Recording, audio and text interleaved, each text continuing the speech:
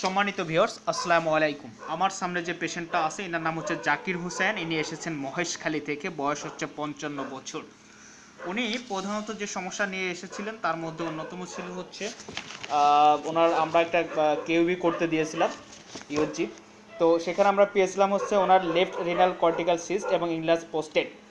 তো যাই হোক, ইনি এই সমস্যা যদিও দীর্ঘদিন ধরে ভুগতেছে, প্রায় উনি আমাকে ওই দিন বলেছিলেন। কত বছর যাবৎ ছিল যেন আপনার এই পেটের সমস্যাগুলো বাবা? উনি প্রথম রিপোর্ট করছিল হচ্ছে, এখানে লেখা আছে, আগে অনেকগুলো রিপোর্ট দেখিয়েছিল। একটু সময় দিবেন,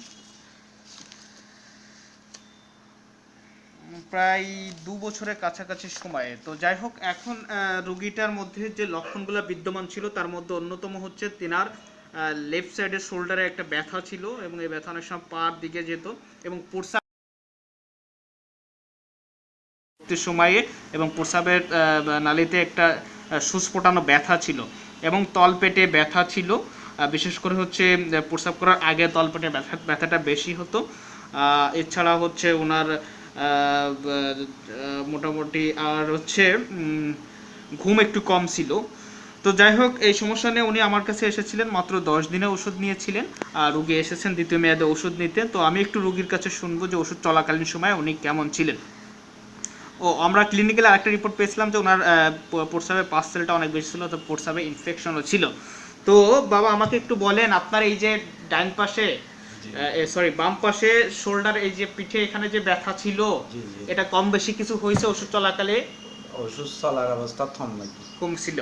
আচ্ছা, তারপরে হচ্ছে আপনার ওই যে প্রস্রাবে জ্বালা পোড়া করতো, প্রস্রাবের রাস্তায় যে সুস্ফোটানো ব্যথা ছিল, এটা কম বেশি কিছু হয়েছে?